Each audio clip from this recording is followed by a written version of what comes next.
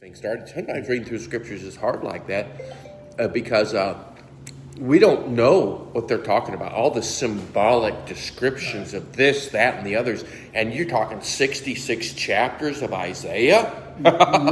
Thank you, Lord, for that brief respite of history in the middle of it dealing with Hezekiah, because the before and after. It's really difficult to really get a bead on what those things are precisely talking about. But after going through Revelation like this, you'll see a lot of things with greater clarity. And so I'll give us some of those next week as I'll do it. I was just thinking about, because we had teasers a lot, and we've done several teasers, and I'm sure there's more out there, but my brain's kind of exhausted on those as far as what they are. Yeah, I won't be here next week. Okay, you won't be here next week, so, well, you'll miss out. I'm just kidding.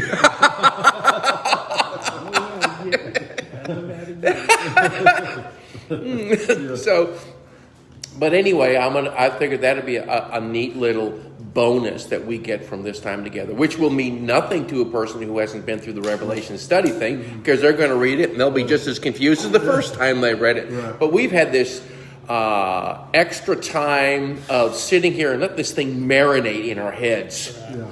And like I said, we've been on this thing, today will be 26 sessions. Yeah. That's nearly 26 hours of revelation now that we've been exposed to on this morning.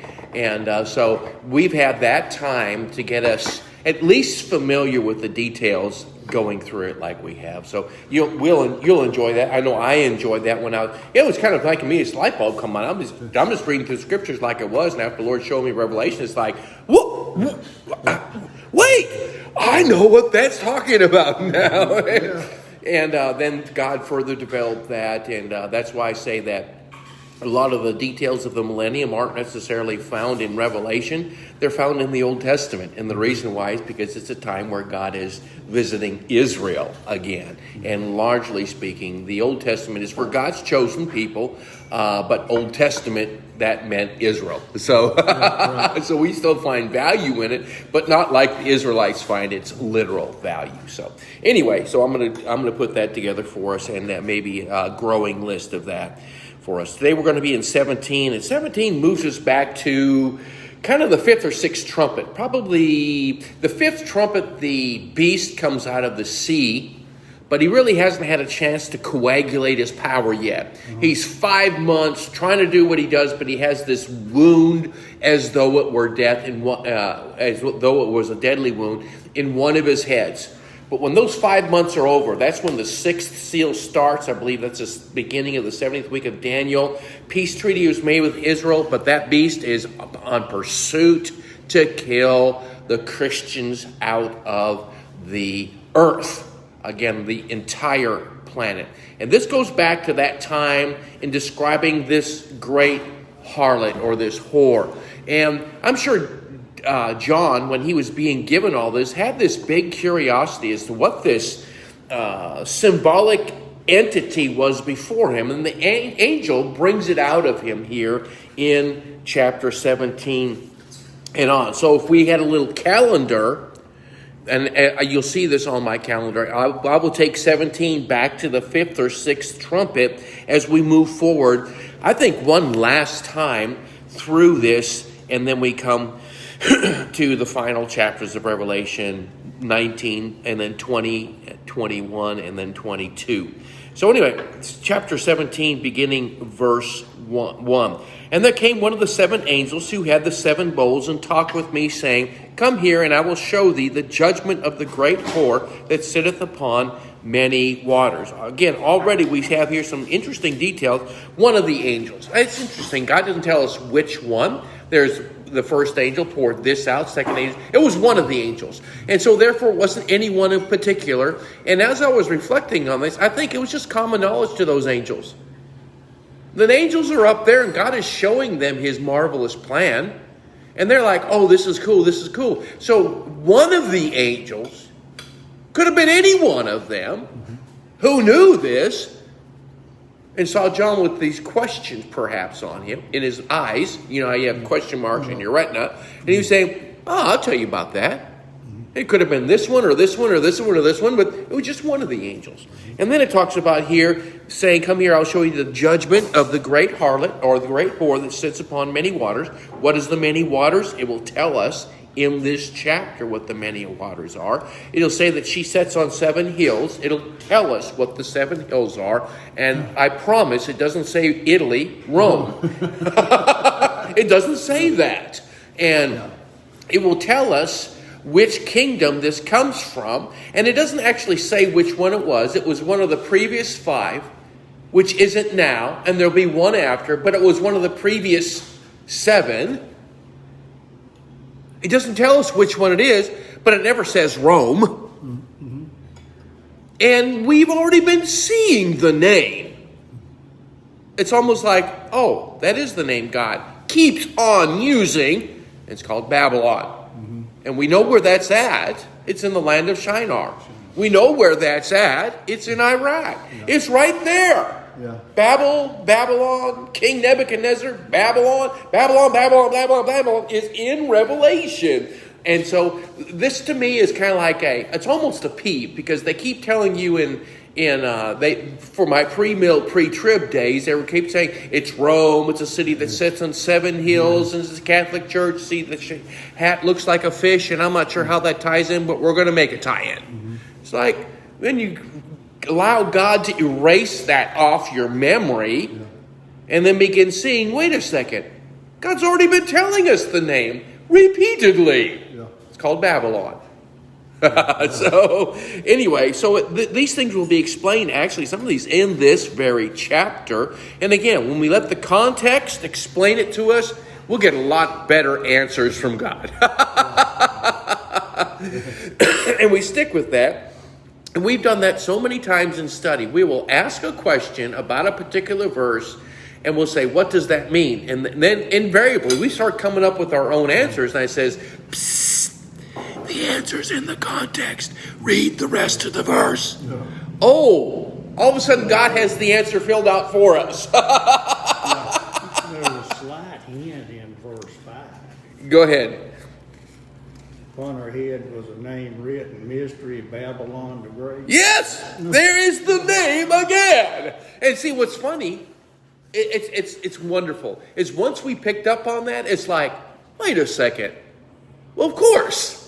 And then we see it all over. Like, I think you were talking about reading in 1 Corinthians where it talks about the last trump. Well, seventh trump, that is the last one. When it begins, of course, that's the last trump. And then, of course, the fear of the curiosity, how Paul knew it, but God gave it to him. But, well, that would make sense. It's the last trump.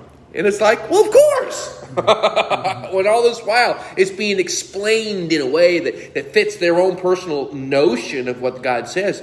Let God give us his notion of what it says. And that's hard sometimes because we have a mind that's actually active, but a lot of times it's active in a godless way. I don't mean that necessarily in a sinful way, but a godless way. And God washes it by the water of the Word. And that's why it's so important for us to continue to read the Word and let God do that for us. So anyway, and then we come together today and we talk about the washing of the water that we've heard. This is the washing of the water of me, and I'm just sharing that with you, and then you'll have those times on your own as well. Again, let me share this. I haven't shared this in a long time. My greatest desire isn't for you to say, well, Brother Curtis says Revelation turns out this way. I want you to be reading through Revelation and says, yep, it turns out that way. Your own personal confirmation from God by the reading of the Word, not just the lips of what some man says. Because I really have a greater, I'm going to share, and as God gives me opportunity, and I enjoy to share, and I enjoy the community that we have. And the greatest thing is when you come up and says, well, it says last Trump. Hey, why didn't I see that before? It says Babylon. It's right in the text here. Right here. That's all. It tells us the name. Yes, it does. Now, Babylon back then was considered what? Persia? It was called Persia? Yeah, I'm not sure how the Medes and Persians, they had a pretty big spread, Is it the same location where the Tower of Babel was? I think it is. Yeah. Yes, it is. And somehow it's connected. Somehow. Yes. I think it is. So historically, I'm not adept at all. So when you start talking about historically, geographically speaking, I'm kind of like, yeah, okay. But it's neat when it comes together and there's agreement in that, even though I'm not sufficient on that sometimes. But anyway, there we see that first verse that kind of has even some curious stuff saying there. And again, it tells us when this harlot, the beginning of it, and it's from, again, that slice of talking about the harlot. With whom the kings of the earth have committed fornication, and the inhabitants of earth have been made drunk with the wine of her fornication. Again, the wine of her, we're going to see later on, again, that's going to be described as the blood of the martyrs. And the martyrs, blood of the martyrs and blood of the saints. And again, two groups of people there and within the elect of God. They've committed fornication. In other words, they had relationships with her in such a way that she got what she wanted and they got what they wanted. And we know, even as he was going to tell us a little bit further, it has to do with merchandise. So, anyway, and he carried me away in the spirit into the wilderness, and I saw a woman sitting upon a scarlet-colored beast full of names of blasphemy, having 7 heads and 10 horns. This woman is sitting on a beast. I think the beast is something demonic in nature. She's sitting on. That's why she has what she has. And it's an interesting note. The harlot is always called a she. Let's watch for that. We always think that will be some man in charge. If you ever saw the old Revelation movies or maybe the newer ones, Nicholas Carpathia or whatever his name was. Yeah. It was a guy up there leading the charge. Wouldn't it be just the thing that Satan would do? That God says man was supposed to be in charge. He's going to put a woman in charge. Yeah. The harlot is always referenced as a woman in scriptures. And it's kind of an interesting thing. So let's keep our eyeballs open for that. That it might be a she and not necessarily a he. And that's what we've done. We've taken the blinders off from European notion of eschatology. Now we've gone to the worldwide notion of eschatology. God may have us be inclusive more. Okay, not a man, maybe a woman as well, to keep us watching and ready, kind of like that watchman you're talking about. That watchman you're talking about is watching. He's not concluding. He's watching. You know, I'm not. And interesting in that, Jeremiah has been showing me that a lot. When God first started Jeremiah in his ministry of prophecy, he said, Jeremiah, what do you see? An olive branch. He didn't make no, the olive branch because this. No, just olive branch. And then he listened for God some more, and God said, well, this is what that olive branch means. Jeremiah was completely neutral as to what he was seeing and what it meant. God could have showed him something else and ascribed the same meaning to it, or showed him the same thing and ascribed a different meaning to it. Jeremiah is just a repeater. Yeah. What do you see? Olive branch. This is what it means. Go tell the people. This is what that olive branch means. And that's what we should be doing. Yeah. We shouldn't be giving our take on it. We should be just repeating God's giving of it. Yeah. Interesting. Take versus give. It's the opposite. So, yeah, that's what we should be doing here. So, anyway, carried away with it was full of names of blasphemy and having 7 heads and 10 horns. This will tell us what the 7 heads are. It's going to talk about the 10 horns. It's going to talk about the many waters. I'm going to suggest that the many waters is people of different tongues in different places. I'm going to suggest the 7 heads the 7 mountains are, if you're at, it says 7 heads. It does say 7 heads. I believe that's going to be a reference to the 7 continents because it's a reference to the 7 hills. And we're going to see that later. And the 10 horns, I think 10 in scriptures is a number that suggests systems of man in that roundabout kind of a way. Just like that number 4, 40, etc. is a number that suggests what comes before a new chapter in life. Remember, the 40 years of wilderness preceded the promised land. The 40 days in the wilderness preceded the ministry of Jesus Christ. That number 4 or 40 suggests the introduction of a new chapter.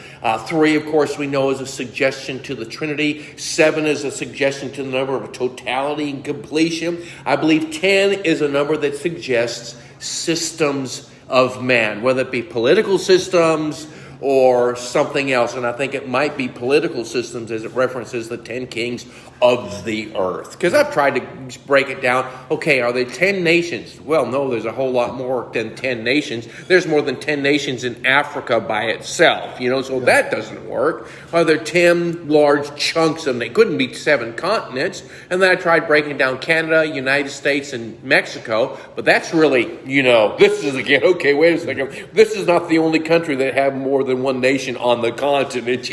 Australia is privy to that. It's the entire nation by itself, but it's actually an extension of England of sorts. So anyway, all that to say is I couldn't come up with 10 very easily. What about the EEC? EEC, and that is what again? The ECC, the European Common Market. Don't know about that. Again, that could be one of the ways in which it's broke down into the 10 systems of man. Yeah. So, all right. So, I know this is really far out. Everything dealing with electronics is either ones or O's. yeah. Okay, and you're going there, and you're saying by that what? I don't know. I just throw it. 1-0. Interesting. Ones and zeros. Yeah. When Yeah. you get into Boolean algebra, you do that. Yeah. Boolean algebra, which It's is way above everything my is 1 head. 0, true or false. So anyway, I mean, this is keeping our eyes open. I had never thought about that before until you said ones and zeros. In my mind here, I was looking about that 7 horns and 7 eyes, but it's 10 horns and 7 eyes in this chapter. Back in chapter 5, it was 7 horns and 7 eyes. Was it? Yes. What chapter was it back in? Chapter 5, verse 6. Oh, 5 verse 6. Let's see what it says there. And then later in there, it talks about 10 eyes, or 10 horns. But Oh, okay. 7 horns and 7 eyes. That's a suggestion to Jesus Christ there. And having 7 horns, which would be 7 number of totality and completion. Horn has a suggestion, symbolic suggestion to power. All powerful. And the 7 eyes, seeing. All seeing. It's a suggestion to his eternal immutability attributes. All seeing. So that's what that means back there. And it's associated with Jesus Christ there. So the 7 heads, as we're talking about, actually 7 heads, as it refers to 7. I think it's going to be that. It has to do with a worldwide symbolic suggestion there. Which, again, we've seen these little things pop up in Germany, in Russia, in Italy, throughout the years. But not worldwide. This is worldwide. And those were little blips of it. And again, I think Revelation is kind of like through the years we see, oh, that looks like this in Revelation. Yes, it does, but we're not there yet. And it spirals over to the finality of it. So, yeah. So that's where that would at least be different in that. But these numbers are being used. The woman was arrayed in purple and scarlet color. I think this is the colors of royalty, of wealth, and bedecked with gold and precious stones and pearls, having a golden cup in her hand. Of course, she has all these material possessions at her disposal, in her bank account, if you will.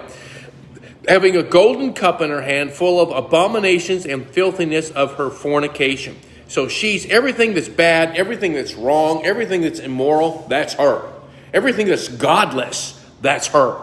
That's this entity. That's this promotion from this thing, this place, this organization. And everything that's opposing God. Of course, if Satan is undergirding all this, we would expect that.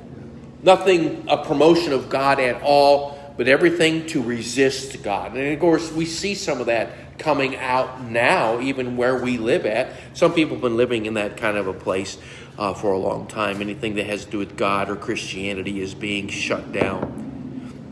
And upon her name was written, Mystery, Babylon the Great, the mother of harlots and abominations of the earth. Now, for a lot of years, I just read through, this is her name, that's great, without really identifying why she was given those names. And some of these things, I don't have a definitive on them, but just more that leads us to that. One of the things I saw this last time, going through Revelation with us, as I read through the book a couple of times, mystery. What does mystery there mean? I think it means not transparent. Covered up. A lot of what goes on behind closed doors. You know, we talk about the deep state in this country, about things that are going on behind the closed doors that no one goes about, that secret place in Disneyland that only the high-ups go to. This is going to be a place that's going to be happening in this place with this magnitude. And we can see or speculate that some of this magnitude is approaching full up already with some of the things that have been going on maybe for a long time. And they would call it conspiracy theory. I don't say that to discredit that, but a lot of the conspiracy theorists have stated for a long time this particular entity is running the entire money system of the world, and it's doing this and doing that. This is going to have something that's going to be in this person's arsenal. So it's going to be shifted. If indeed it's something in England has to do with, I don't remember what the group is that's called. I forget some of those things. Some Rothschild type thing in England. This is going to move to Babylon. Yeah. Well, like Prince Philip, he died. And supposedly he was over the Illuminati or the deep state. He was the number one guy. And he of course, not much known about it, but he's a bad dude. See, and it may be that, but what's going to happen when this thing shows its head, they will join hands with this. Yes. This is the worldwide entity, and it's not going to. Its headquarters is not going to be England. Yeah. It's going to be the Middle East. In the Iraqi area down there. And I'm sure it doesn't have to be exactly Babylon, Shinar. Oh, there's the Tower of Babel rubble. This is where our headquarters is going to be. It's not necessarily that, but it's going to be that area. And see, this is where our little blinders come on here. We think England. We think Europe, because that's where we all came from. And now we think America. And it's like, no, you guys are too big for your britches. It's going to be bigger than you. It's going to be shifted all the way down to the Middle East. Just like it's always been, biblically speaking. Where was the Garden of Eden? It wasn't in US of A. Where was Israel's promised land? It wasn't US of A, okay? We keep seeing things from US of A perspective, and this is a global perspective, and it's interesting. Everything from the Garden of Eden, Israel, Promised Land, it's always had that focus of attention on the Middle East. And I believe we're going to go back to the Middle East with that focus of attention in here. In fact, it's even in the millennium. Where's the focus of God regarding that 1,000 years? Jesus Christ with the people in the Middle East. So we really get too big for our britches when we really think that, America has this great big calling of God to do thus and so. Well, maybe, but not any more than anybody else he's got going on out there. We get too kind of big for our britches. And it's really rooted in pride is what it's rooted in. So this is taking us away from ourselves and back to God again, which he tells us there. So anyway, so I saw the woman drunk. This is what she's drunk with. The blood of the saints and with the blood of the martyrs of Jesus. When I saw her, I wondered with great wonder. So when it talks about drinking and being drunk with, it's talking about the blood of the martyrs. And actually, we have kind of a mixed opinion going through this, and it seems like the kings of the earth are doing this willingly, but they really don't. They don't like what this harlot is asking them to do. But she has all the merchandise, and they really want that. So they are willing participants but they really don't like this woman so much. So there's going to be some of that. They don't like this, but they're going to do it anyway for the reasons that they do it. But it's going to be the atrocity of this. And as far as we are concerned, we wouldn't say war is necessarily the greatest atrocity. It's kind of bad. But as far as God is concerned, the annihilation of his church, that ranks up there. The annihilation, the killing, the senseless, as we say senseless, killing of the 144,000, that ranks right at the top as far as God is concerned. And he's taking notice of this. That's why the water is all turned to blood. He took notice of this. We just read that in the previous chapter, one of the bowls, this is pre-bowl, so let's talk about that. Yeah. You drank the blood of the saints, I'm going to give you blood to drink. And again, back if we're going to ask God, why is this happening? Of course, there's nothing in a person at all during the bowl judgment to ask that question except to curse God. If we were to ask God, why is this happening? He might say, because you martyred my saints. And so natural situations around us are all ordered by God. And we would do better to say, God, I don't know why you did this, but let me just shut up and listen. Do you have something to say by this? And posture ourselves in such a way where we're quiet and able maybe to hear if he were to say something by it. Yeah, the shed of innocent blood has reached heaven. Yes. Yeah. And we know that happened one time in Jerusalem. Yeah. And now this is a worldwide thing. Man is God's most special creation. And then we are chosen on top of that to be one of his children. Yeah. And when you go through in a worldwide effort to kill them, again, people think they get away with this stuff and there's nothing else coming. Judgment Day is coming. So and that's not a good day. It's easy for me to point the finger, but then I have to reflect on, boy, God, I'm going to be in my face groveling when it comes to my judgment day as well. But yeah, the judgment day for them will be huge and will take some of the deepest places of hell forever. That will be their payment for it. So yes. So anyway, this is where it says the drunk with the blood of the saints. This is where drunkenness is not talking about wine in California. It's talking about actually the Christians that died there and all over the world. And then this is where he said, I saw her and I wondered with a great wonder. This is where the angel is like saying, what you wondering about, John? Tell me. Now, notice the angel doesn't know this intuitively. He's watching, or angels are always called it's a masculine tense. I don't think they're masculine or feminine. They're just called masculine. But he was watching, and he says, why did you wonder? Verse 7 says there. Again, a reminder that angels nor demons are omniscient. They don't know everything like God does. They are not all powerful. In fact, I do believe this. When we get our upgraded body, we will be more powerful than the angels are. Right now, our mind, soul, body, and strength are all affected by sin. Yeah. But when we have the glorified body, we will be stronger than the angels. The angels will be our servants. I believe that. We will judge the angels even.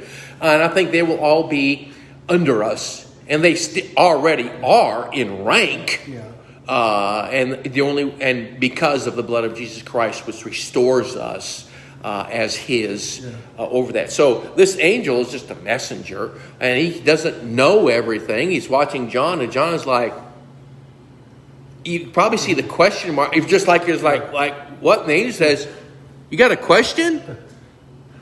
Yeah, who's that? And the angel says, "Well, I tell you. Why did you wonder? I will tell you the mystery of the woman." Angel says, that's common knowledge. And the angel might have thought, this is common knowledge. How many times do we come into a place, what we know is what everyone knows, right? And then you start saying someone says, I never knew that before. And you're like, what? You didn't know that? And I think that's kind of what the angel's going through here. He's like, you don't understand this? Like John saying, no. And he says, well, I'll tell you the mystery of the woman and of the beast that carries her, which hath the 7 heads and 10 horns. Okay, and so John's like, cool. And verse 8, the beast that you saw was and is not and shall ascend out of the bottomless pit. That's that beast that we see in Revelation chapter 6 that comes out of the 5th trumpet. which comes out of the bottomless pit there. This is the reference to that. This is, again, a spiritual reference to that, but this is in that chapter 6 of Revelation, where it talks about the fifth trumpet, which is the final trumpet talked about. Oh, no, not 6. Is it 5 and 6? I was thinking 8. I was thinking 9. Chapter 9. It's not, that's 6 is the scrolls. And again, it's chapter 9 where it talks about the fifth trumpet sounded. I saw a fall from heaven to the earth, and to him was given the key of the bottomless pit, and he opened the bottomless pit. That's chapter 9, which is the fifth trumpet. And here we see that bottomless pit being referenced again. Thus the overlap. Of where this chapter brings us back to. It's talking about things in the fifth trumpet and then the sixth trumpet as well. Maybe the seventh. The Antichrist, or where does he fit in all this? The beast is a principality powered rulers of darkness, wickedness, high placed entity. It's of the demonic nature, and this thing is undergirding all of it. I don't think it's the dragon. It may be. Again, I have to let Revelation remind me of that, but it's of the demonic nature. It's the dragon is the Antichrist? No, it's not. The Antichrist is a person, but it's a demon-possessed person. So when you're talking about the Antichrist, you may be talking about the person, but if you're talking about the beast and the dragon, you're talking about a spiritual entity. Even the dragon has a dual notion. It has a national notion to it, and then it has a demonic notion to it. Is this bottomless pit, it's like a black hole or something? It could be. Again, this is, and we will see this if we are alive for that, because the church age isn't over yet when this event happens. But it's worded in such a way that keeps us a little bit guessing as to what exactly are we seeing here. And I think it happens in the ocean, actually. I think part of the reason why some of the sun is redded out is because of the dust and stuff that's in the sky from the things that are happening here. And I think it tells us in a place in Revelation that it actually hits the sea or the ocean. So yeah. So I didn't fully answer your question, Stephen, but that's the beast would be something demonic, and then the Antichrist is actually the person that is being used in that particular way with the demonic there. Because there's actually the Antichrist is the person, and the beast is like the demon. Yep. However, it's affecting that. In fact, is this woman, this harlot, is riding this beast. So that's where we see the demonic and this harlot together. And we don't see the beast. We just see this harlot acting in these atrocious ways. And like we do today, how in the world can a person think like that? Well, it's because you got that demonic that's riding right So there. the implication is that she's controlling whatever this beast represents. She's not controlling him. He's controlling her. The beast, Yeah. well, she's right. She's riding him, but I think he's undergirding the whole thing. Okay. Yeah, I think it's... What's that now? So it's Kamala Harris. It might be a woman, but it's scary. You think about how unstoppable Hillary Clinton was and what she was doing until she stood against Trump when guy was saying, not your time, maybe never. But we have this, that it will come a time when it is unstoppable, and there'll be nothing we can or maybe we should do about it because it's coming. So is the harlot kind of like the spirit of Jezebel and Sterling? We can see a reflection of that in her. Yeah, she was a Sidonian, and so she wasn't even an Israelite, but she was the wicked part of that entourage, if you will, Ahab and Jezebel. Right. Yeah, Ahab was really spineless. It turns out. I wish I could have that vineyard, but I just can't. Are you king or what? I'll go get it for you. Bye Naboth. Not a very good thing, but yeah. Wicked combination. So that's why I would say the beast is actually the one that's actually the controlling factor, although it's not the visible one. The harlot is the visible part, and we can see that in demonic stuff around us today. So, was and is not as descended of the bottomless pit, again, chapter 9, not 5 or 6. Bottomless pit, and shall go into perdition, and they that dwelt on the earth shall wonder, whose names are not written in the book of life from the foundation of the world, when they behold the beast that was and is not and yet is. Again, a curious thing which I think will be explained a little bit coming up here. This will be one of the ways that we can see who is and who is not a Christian. There's a lot of people today, they're good people, but some decisions they're making makes you scratch your head as to why would a Christian do that? But there's really nothing that really shows that they're of the demonic part. Yeah. This is going to be pretty clear. And say, for instance, and I'm just saying for an instance, and I'm not saying it is. Say, for instance, we're seeing a glimpse of what's coming. I don't believe it is the COVID shot, but say if it was, say that was the mark. Say that was the introduction of the mark. We're seeing that, no. And I'm like, no, I'm not going to get that because it's too close. I mean, even when I go to, the fun shows, the county fair places or whatever, they want to mark your right hand or put something on your right wrist. I give you my left hand. Now they're coming out with a COVID shot? I ain't giving you any hand. Well, they say they can put a chip in the COVID vaccine, so that way they determines who's had it and who hadn't. So what I'm saying, why can't you see how this is just like this far, maybe even has it mysteriously so. And I'm saying, like, God has told me a long time ago not to even have, like, needles. I hate needles. There's something demonic about that. And it's like, no, maybe that's what God put inside me. And I'm saying, okay, I know giving blood to help your fellow man is not necessarily a bad thing. For me it is. But now taking the COVID shot, just saying, oh, yeah, we're going to take the COVID shot. Got to take the COVID shot or I can't move from place to place. If the COVID shot was the introduction of the mark of the beast, I'm going to be sitting there and say it's going to be the mark. And it's I don't know. The mandatory taking of the mark is going to happen in the seventh trumpet. Does that mean it's not going to be there before in the sixth trumpet?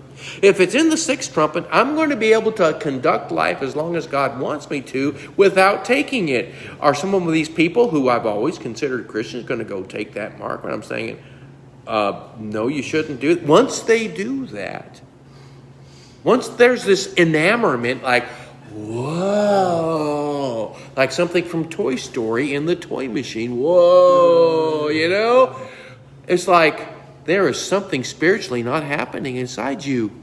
Everything else says you might be a Christian. This says you are not there. So once you take the mark, you're condemned to hell, right? Absolutely. Even this enamorment, what we see here, it's like they all wondered at the beast. Wow. They just made peace treaty with Israel. Wow. There must be something to what they're doing. Whoa. And all the people of the church went, whoa, too. It's like, no. Yeah. Anyone who doesn't have the mark is going to be like, ooh, I wonder, this could be a good thing. The people who genuinely are Christians are going to say, no, this is not. And I think there's a lot of people still in churches today that would blow our minds if God were to show us, nope, their name is not in my book, never was, never will be. This is going to be a time where God shows us plainly, largely plainly. So, anyway, they're the ones going to be wondering. Here is the mind which has wisdom. The 7 heads are 7 mountains. Here's the 7 heads, 7 mountains. You know something I noticed about this? 7 heads, 7 mountains. City sits on 7 hills. When you go out at sea level, every continent on this planet looks like a mountain. It does, right? I mean, that makes sense, doesn't it? At sea level, every continent looks like its own little mountain with a big, large body of water around it. I think that's what it's talking about. 7 heads are 7 mountains. I think that's what it's talking about. It's talking about worldwide land masses. This woman is over. Okay? And that's where it's explained in the chapter. And then we go on to say there are 7 kings, 5 are fallen, 1 is, and the other is not yet come. And when he comes, he must continue a short space. This is an interesting one that I kind of reflected on a lot over the years. Who are these 5 kings? It says 5 kings, 7 kings, 5 are fallen. That'd be 5. 1 is, that's 6, and the other is not yet come.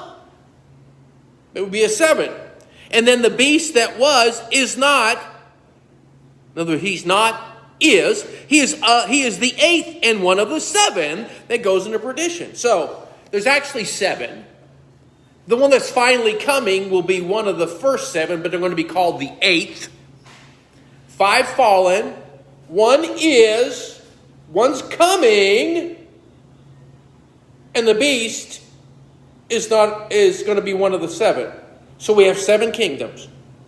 I want to say, we cannot understand this properly unless we go back in history to when John is writing this. There was a world power in control at that particular time. That's the one that is, but is not. The beast is not the one that is. It's one of the 7, but it's the one that isn't right now. What one was in control when John was writing this in 90 AD? Rome. There's where Rome comes in. Not even stated. So it says there it can't be Rome because the one that is, the other is not yet come. The beast that was and is not can't be Rome. It can't be Rome. So let's look at the 5 that were fallen. We have 5 kingdoms in Scripture that are largely worldwide in nature, or per Scripture. I say worldwide. I'm not sure they went to North America and had a colony, but worldwide as far as the known world, biblically speaking, was. The first one was Egypt. The second one was Assyria. The third one was Persia. I can't even read my writing here. What does it say? Babylon. The fourth one was Medes and Persia. The fifth one was Greece. And the one that is not of the 5 is Rome. There's the 5. Egypt, fallen. Assyria, fallen, as far as the world power is concerned. Babylon, at this point, fallen. Medes and Persian, fallen. Greece fell to Rome. During John's day, it's Rome. So you have 5 and the one that is. There's the 5. Does that come from that statue that starts off being the gold and then silver and then bronze and then mixed with iron and clay? Yes. I think, was it Daniel or who was it? It is Daniel. He talks about that statue, and he actually got it from the writings of Jeremiah, which I'm in Jeremiah, wondering if it's in Jeremiah where Daniel was studying it, but if it was, it's really the study of prophecy in that way, and the telling of what those prophetic things mean is, man, when you get the fullness of it, it sounds stretched on our part, but Jesus did it. You know, he said, this means this. Okay, Jesus, I'm glad you told me because I never would have got that. So those are the 5. Egypt, Assyria, Babylon, Medes and Persia, Greece, they've all fallen. Biblically, we are given that. Historically, we are given that. The one that is, that is Rome, and the other is not yet come. That would be the 7th one. I don't know who that really is. In fact, if we've talked about how that the timeline of Israel is really kind of almost not seen in the timeline of the church, and the timeline of church is almost not seen as it pertains to the timeline of Israel, we might be dealing with some of that here. Again, this is kind of like, whoa, yeah, we're getting there somehow. I don't know what the one that is yet, that will not yet come. It was after John's day, so it wasn't Rome. And we might think, well, which nation has been large enough to be called a world power? Well, we like to think America. There's a lot of time between Rome and America. You know, again, that's an American perspective. Like, yeah, it's America. I know that's us right there in Revelation. I don't know if it is. It might be England. England had a lot of little places all over the world before, America came along. In fact, America was one of those places. Australia was another one of those places. There's several places across the entire planet where England really came in and says, we're going to be your boss today. I don't know who it is. Still don't know. I mean, nothing jumps out and says, ta-da! And we're kind of getting in time where we should know. Yeah. But I don't know. So I don't know who the 8th is. But I do know this. The beast, this principality and power that's in this national icon setting, just like the dragon beast, the leopard beast, the bear beast, the lion beast, those icons we see, this beast that was, verse 5, can't be Rome. He is the 8th and is of the 7. So that's the 8th one. He's the one from before of the ones that were fallen. Well, so we have 5 options. Was it Egypt? Assyria? Babylon? Medes and Persians? Greek? Can't be Rome. Which one of those? God's been giving us his name the whole while. It's Babylon. And I didn't stretch to find these. It's just plainly in Scripture. There's Egypt, There's, they're in Scripture. And then God's been telling us Babylon, Babylon, Babylon the Great, Babylon, Babylon, Babylon, Babylon, Babylon. One of them was fallen. Can you guess? Rome. Can't be Rome. Okay, he's been telling us. I think he's been telling us it's Babylon. And so that's the 8th one that's coming. And Babylon is going to be restored in its symbolic way, in a fuller gesture than it has ever been before. And we can see that the Lord was instrumental with Babylon, even giving Nebuchadnezzar a dream, even showing grace to Nebuchadnezzar. There's kind of some history with Babylon, even in Scripture. That's kind of, why would God give this much attention/detail to a not chosen nation? Because there's prophecy in that. There's going to be a history yet to come that's going to utilize this very detailed man. So yeah, I think this tells us this beast that was and is not, even he is the 8th, goes into perdition. That is Babylon. So I think, to me, that's plain at this particular point. Now, the one that is not yet come, when he comes, he must continue a short space. I don't know who that is. I don't know if it's happened yet. I don't know when it will happen yet. I don't know that. But it's always been a big curiosity to me. All that to say is 10. I've had lots of ponders on it, and God's given me lots of stuff by it. But some stuff is not yet revealed. So if you all have says "Fuba Fuba Ding," this is da-da. Tell me. I don't care if it's like 3:00 in the morning. Text me. I'll get it in the morning, or I'll get it that night. I'll be like, wow. So anyway, and the 10 horns which you saw are 10 kings who have received no kingdom as yet. Well, of course they haven't. If you're writing from John's perspective in 90 AD, the year 2000 hadn't come yet. There's a lot of changeover of kingdoms before that time happens, But I believe 10, again, is that number that suggests systems of man. So it might be geopolitical systems. And I think I looked it up one time, and this is not a reliable way to go, but I looked up, I thought, wonder if it's, political systems, And they one of them had it broke down into 10 different political systems, whether it be communism, socialism, patriarch, republic like we are, et cetera, et cetera. They had 10 of them that they had. It's like, that's interesting. Of course, some of them had 11, some of them had less than that. But, it's interesting, but I think it's systems of man, which includes the political systems that encompass the entire planet. These are those kings which are going to have favor with this beast, this entity, this Babylon, this merchandise carrying thing, which surely suggests China to me, because of how many things they have and produce. They're going to say they're going to be demonically controlled at that particular time, and they're going to say, we want Christians. When we look at China today, how adverse is the Chinese people to Christian peoples today over there? I mean, it's atrocious. That's going to be worldwide. That's going to be a conjoining of that with something that's happening in Babylon, which would include, I think, Iran and Russia, and whatever the line is. And that's going to say, okay, we're in bed together, but there's going to be one person that shows up, and then there's the Antichrist, and then the false prophet, and then there's a second entity that shows up, like the image.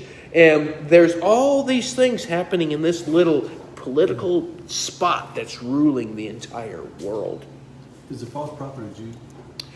I've heard that, but I haven't seen that yet where it's a Jew. And I wonder if it doesn't come from the pre-mill, pre-tribber notion where they are, again, even as we are this with our eschatology, that includes Israel in that, 2 witnesses in Jerusalem, because that's the great city, right? And it's, it's like, no, the great city is Babylon. Okay, we still like to keep the Jewish notion when we just blew that argument out of the water. Blew it out of the water because I think 2 witnesses are Jewish and non-Jewish elements of the church defined by the 2 olive branches, which are the 2 lampstands and the candlesticks, and that defines who it is. Now we're not talking Israel Center anymore. Right. That's why I say I don't know. If you're going to go back to say, well, the 2 witnesses were in Jerusalem, they weren't in Jerusalem. Well, of course they were. It says the great city. The beloved city. It doesn't say beloved city, first of all. It says great city. And the great city is defined in Revelation is not Jerusalem. But see, even if I tell them that, they say, oh yeah, they still have all this other garbage in their head that was built on that. And they're still working through sifting some of that out too. So I haven't seen it Jewish, all that to say. I'm just wondering where they get Jewish from. I don't even know where they get Jewish from. Yeah, I don't either. I've always heard that, but I don't know where they got it. It's like someone would say, you believe in the imminent return of Jesus, right? No, I don't. What? No man knows the day or the hour. I bet he does now. Because it says that Jesus said that, and not even the Son of Man knows the day or the hour. I bet he knows now. So there's some things that have changed since when Jesus was on this planet and not. And so there's some things that I don't. And when they say you don't believe in the imminent return, well, they have all these things built on the imminent return of Jesus. And if I don't agree with that, then they're like, but wait. The imminent return means he can come anytime, right? Yep. Well, how's he going to? I don't believe he'll come before all these prophecies are fulfilled. Really. I mean, No, all these prophets. So the imminent that blows the imminent. Oh yeah, we will know the times and seasons. It tells us that. And as far as the day and the hour, do I know the day and the hour? Well, it depends on what you mean. What my day and hour is. Yeah. Again, we throw these things in. In fact, when Jesus comes again, the word for "come" in Greek can mean I come or I go. Yeah. So the second coming of Christ might be I'm not coming. He's not coming to me. I'm going to Him. When we get a fuller notion about this, it means that might mean something a little different at this particular point. So I don't, all that to say is they have such a, you got this little concept, you build on it, you build on it, you build on it. Pretty soon you can't see the first brick that you built on anymore, but when that brick, it shows out, that's not a good brick to build on. They don't throw down the whole building. They have the rest of the building already built on it. Yeah. And so this is a real washing again. So all that to say, honestly, show me where it says he's a Jew. He can be a Jew. I mean, that's fine. I think he's going to be Muslim. That's what I think. I think he's going to be Muslim, inclusive. He might be a peace Muslim. But wouldn't it be weird if it was a woman Muslim? Ooh. Talk about a curiosity. Talk about a wonder. Yeah. Ooh. Ooh. Women are second-class citizens in the Muslim. Oh, yeah. Absolutely. So anyway, all that to say, I don't know it's going to be a Jew. Show me where it's at. I'll go ahead and agree. It doesn't throw out anything that I've cultivated to this particular point. I'm just not ready to say it that, and I wonder where it came from. Okay, so these have one mind, and the 10 horns are 10 kings. Again, powers. That 10 horns. It's their. This is their little sovereign nation. Sovereign nation. I think that has to do with the suggested by the horn there. Like Japan is a sovereign nation. China is it's kind of different because I think China is going to be a part of this conglomerate. But the ones that aren't a part of this conglomerate, England will be their own individual nation, etc., etc. These shall have one mind and shall give their power to the beast, power and strength to the beast. They'll give their power and the strength to the beast. What the beast wants, it gets. Power and strength. Power and strength. Because I think the beast wants one thing. The beast does. Not necessarily this I can see this conglomerate. They might be just, and they are just puppets of this beast. But the beast wants one thing. He wants the Christians, and he wants them dead. So you do it, or you give them to me, and I will. And I think that's what the strength and power there has to do with. You have permission to exist as a sovereign nation, but I want this. I will give you permission, but I want this. And it's going to be 1 hour. They'll each have their spot of time. These shall make war with the Lamb. There we see. That's what the war is, or that's what the want is. I want to kill them. That's what's being made drunk off the blood of the martyrs and the saints. And the Lamb shall overcome them. Again, we can take this, say, yeah, we rise up victorious. We pick up a gun. We shoot the Nancy Pelosi's out there. Oh, sorry. YouTube, if this gets on YouTube, too bad. They may show, this does go on YouTube, and then YouTube gets on MeWe, and I may not be doing MeWe for a long time. But anyway, it's on MeWe and a couple of different places where people are listening to them. That's fine. Too bad I said it, and that's what I feel. Anyway, what was I saying when I got there? We think we win. No, it means we don't deny Christ in the face of this kind of adversity. That's what it means. It doesn't mean, and we see it other places. It says it made drunk off the wine, blood of the martyrs. Blood of martyrs. It means you died by the hand of another, and you didn't deny Christ. That's the overcoming. When we think that we overcome, and it means something here, we haven't got our eyeballs in the right direction. Our ultimate overcoming isn't making it on this planet. Our ultimate overcoming is we find eternity in heaven. If someone were to come in here and to shoot me right now, it really doesn't matter. Because heaven, eternity is what matters. That's the longer period of time. Yeah. We think the longest period of time is 80 years we got on this planet. Like Obama. How long is that man going to live? Let him just die of old age and get out of here. Seems like he's going on forever. He's about my age. He'll probably last as long as I do. Yeah. That's not forever. No. It's on the other side of the grave. And that's how we ought to be living our lives, with that view in mind. Yeah.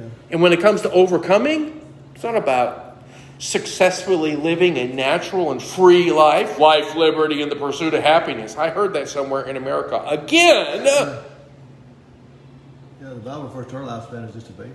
Yeah. James 4:14. What is our life? It doesn't even appears for a little time and then vanishes away. Yeah. So the overcoming here is not we succeed and, we got the guns and we're in control. We've overcome. We've overcome means we did not deny our Lord. For he is Lord of lords, King of kings, and they that are with him are called and chosen and faithful. And he said unto me, the waters which thou sawest, here's the water being described. It's interesting. The context gives us the answer. Again, this is beautiful here. The waters which you saw where the harlots sit are peoples in multitudes and nations and tongues. That's it. That would be kind of worldwide stuff, right? So it's not only every continent, it's everybody on those continents. This particular person is going to be given this kind of sway over. And the 10 horns which you saw upon the beast, these hate the harlot. There's where you see. They're not really in agreement with all this is going on. The one that has this utmost determination, annihilation determination is the beast and the harlot. The kings are, I'm not really sure I want to do this, but you got the purple, you got the scarlet, you got the gold, you got the silver. Later on, next chapter, we'll talk about merchandise. Yeah. They're wailing because, oh no, there's no more merchandise left. That's what they're doing in the next chapter. They don't really like what the beast is doing necessarily. They actually hate the harlot because she's manipulating them. You do this or else. Okay. It tells us this. So, and shall make her desolate and naked, and shall eat her flesh and burn her with fire. It's because They're going to consume her. They're going to use her up. Go ahead and get yours now because there may not be anything later, and they're going to just, pretty soon she'll have nothing left. I mean, and I go back to China. I'm really not trying to say this is exactly going to be China. What if God does have 1,000 more years left? What if the church age really has nothing to do with 1,000? For instance, it's something that I've reflected on. This is my brain just considering different things. If this cosmos is 7,000 years long in God's economy, which I believe it is, does that not include the church age because that's not a part of the calendar? If that's the case, we got another couple thousand years left, or 1,000 years left. Now, I would not say that at all. But what if? And so if we got a long time to go before those days come, maybe we are seeing maybe we're in the middle of one of these coming up here, but really it's still down here yet. I can't see that. How much worse can it possibly get? Of course, people have been saying that for years. Yeah, they have too, as a matter of fact. But I can't see how it can get any worse than it is. But what if it is? Well, then to say that China is the one because it has all the merchandise in the stores would be premature. But saying that it is China and saying that we are that close, how much stuff can China possibly put out before they're just exhausted with everything they have? They don't have an infinite supply of anything. Nobody does. So all that to say is the kings of the earth are hoarding, getting, and then this entity, which has all these material possessions, are now bankrupt because they have nothing left. It's been taken from them. Because this is taking the Christians from them, the Lamb, out of their midst. So, it will come to that where she will be naked, desolate, and I think that's the explanation. Naked, has nothing to clothe herself with, shall eat her flesh and burn her with fire. They've already given her it. It's kind of like a person who's been taken advantage of, and they finally say no more. Yeah, and that's what these people feel like. They feel like they've been taken advantage of for whatever the harlot wanted, which was the Lamb, and now they have nothing left. They have no reason to even want her. So that's why the desolation. God had put it in their hearts to fulfill his will and to agree and to give their kingdom unto the beast until the words of God shall be fulfilled. So even though they really don't want to, God says, I'm writing the story and you will work this way. And they're not thinking of God in all this, but they're just thinking, I can't not do it. God's saying, that's right, you can't not do it. Even bigger than you think, you can't not do it. And they are doing it. And this is where it kind of flies in the face of our normal notion of God. God is good. God is love. God is great. Wait a second. What if God says he wants you to die by the hand of a Muslim knife? Well, God wouldn't do that. Some of the Muslims did that. No, God did that. God has put it in their hearts to do this. And it's a important notion about God that he didn't just assign someone else to do it while he turned a blind eye and they did it. He is actually responsible for everything that happens on this cosmos and beyond, but certainly here. God has done everything good, bad, and otherwise. Well, the devil really did it. God is the one that did it. That devil didn't do it except God said to. And for us to realize that gives us a better view of who God is. It might put a little fear of God in some people when they recognize that God can do it. It certainly did in Job's day, didn't it? Yes. We would do well to understand that God is... That doesn't give us permission to nothing. In fact, is it interesting, on the same note of that, when God puts it in you to do something sinful, he will also judge you for that and send you to hell. God wouldn't do that. We made the choice. No, he made that choice. And yes, you made that choice. So not only will God not be judged on that day, but he did it all. We will be judged on that day and responsible for the decisions we make, even though when you stretch the whole thing out, God was completely responsible for it all. I always explain it like this. If you have two G.I. Joes as a kid, one is green and one is beige. Now, the green ones aren't very many, and the beige ones are a whole bunch. You took firecrackers and stuck it in all the arms of the beige ones, and you lit them off. And the green one win. Well, that's not fair. The beige ones didn't have no say in it. Doesn't matter. For my G.I. Joes, I can do with them what I want to. We are just a bunch of G.I. Joes down here. Little plastic G.I. Joes down here. I'm just thankful to God He chose me to be a green one. Really? Yeah. Because He could have chose me to be a beige one and blow me up just because He wanted to. Because He can. He's God. Yes. That's a better place to realize it's God's world. It's God's plan. It's going down just like He said. And stop giving the enemy, and I'm not talking about the world. I care less about the world really regarding their thinking straight. But the church, and this is where I really get frustrated, the teachers. The teachers are supposed to know better. Yeah. And they're not. So anyway, yeah.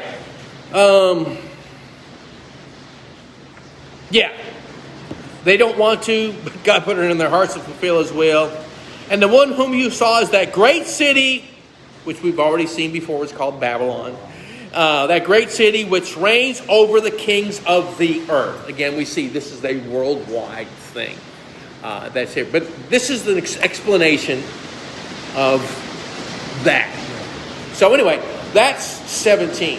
And we can see where it goes back to kind of like the fifth trumpet, talks about the bottomless pit being opened up, and the harlot, and then the martyrdoms that happen. Talks about saints, and it talks about the two different kinds of saints there. And this is a couple different ways we can see the two different kinds of saints.